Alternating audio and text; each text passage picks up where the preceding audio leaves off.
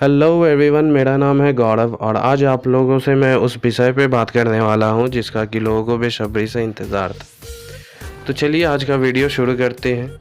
जैसा कि आपको पता होगा कि टिकटॉक जो है भारत में पूरी तरीके से बंद हो चुका है। अब आपको अगर प्ले स्टोर पे जाके इसे इंस्टॉल करना हो तो अब आपको ये ऑप्शन नहीं मिलने वाला है, और अगर आपने इसे पहले से इंस्टॉल कर रखा है तो अब भी आप इसे ऑपरेट नहीं कर सकते हो।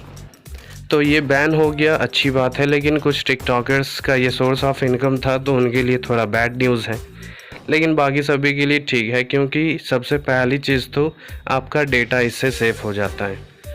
तो जो इसमें था आपका डेटा सेफ़ था नहीं, जिस कारण से भी इसे बैन किया गया है।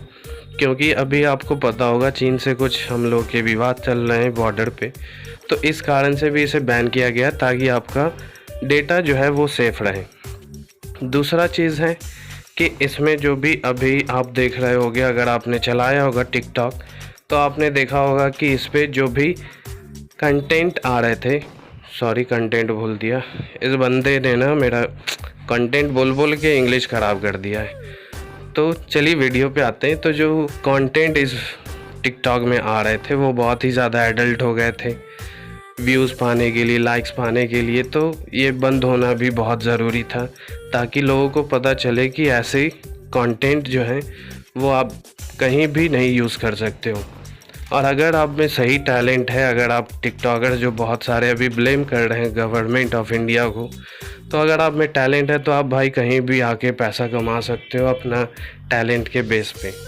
तो ज़रूरी नहीं सिर्फ टिकटॉक ही है, बहुत सारे ऐप्स हैं जहाँ आप कर सकते हो। यूट्यूब ही है सबसे पहली चीज़ जो अभी मेन प्लेटफॉर्म है आपके लिए, तो आप उस पर भी बना सकते हो। लेकिन ये लोग आएंगे नहीं, पता है आप लोगों को, क्योंकि यहाँ पे बहुत ही कॉपीराइट है, आप बहुत सारे यहाँ पे है जिसके चलते आप नहीं आ पाते हो। तो अगर आप में रियल टैलेंट है तो आप बिल्कुल यहाँ आओ, अच्छे वीडियोस बनाओ, बिल्कुल आप यहाँ भी सरवाइव करोगे। और अगर मुझसे पूछा जाए तो I totally support this ban. इस बैन को हमेशा रखना चाहिए, कभी नहीं हटाएं। बीच में आपने देखा होगा कि बैन हुआ था कुछ दिनों के लिए, लेकिन फिर से इस बैन को लिफ्ट कर लिया गया था। लेकिन अब इस बैन को हमेशा के लिए रखा जाए ताकि इस तरह का फिर से हरकत शुरू ना हो, क्योंकि इसमें बहुत सारे गलत सीन भी दिखाए गए, जैसे कि एसिड अटैक करना, लड़कियों को पीटना, हैरेस करना।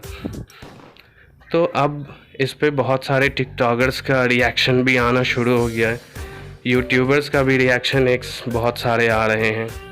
तो एक से एक तो आना ही है, जाहिर सी बात है, किसी का भी भाई बंद होगा तो। दूसरा चीज़ ये मुझे अच्छा नहीं लगता था, क्योंकि यहाँ पे ना ये चीज़ है कि आप में टैलेंट हो चाहे ना हो, टिकटॉकर्स पे अच्छी चीज़ें तो थी लेकिन बहुत कम मात्रा में थी।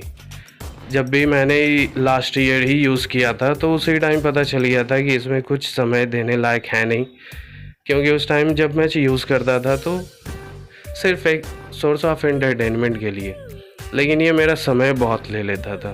तो ये चीज़ मुझे बहुत खटका कि ये जो है यूथ का टाइम बर्बाद करता है, इसीलिए इसे बैन ही कर दिया जाए तो ज़्यादा अच्छा है।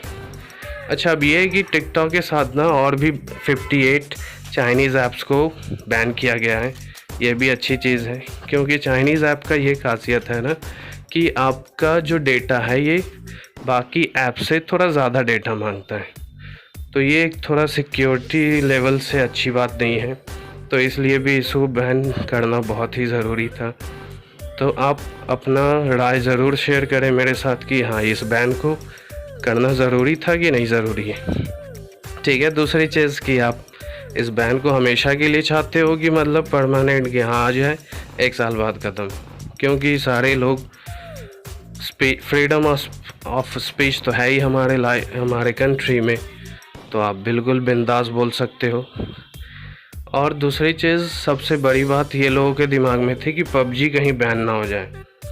ये भी सवाल था, क्योंकि लोगों को लगता है कि चाइनीज़ लोगों ने ही बनाया इसे, तो इसे बनाने वाले चाइनीज़ नहीं है, ये साउथ कोरियन का गेम है।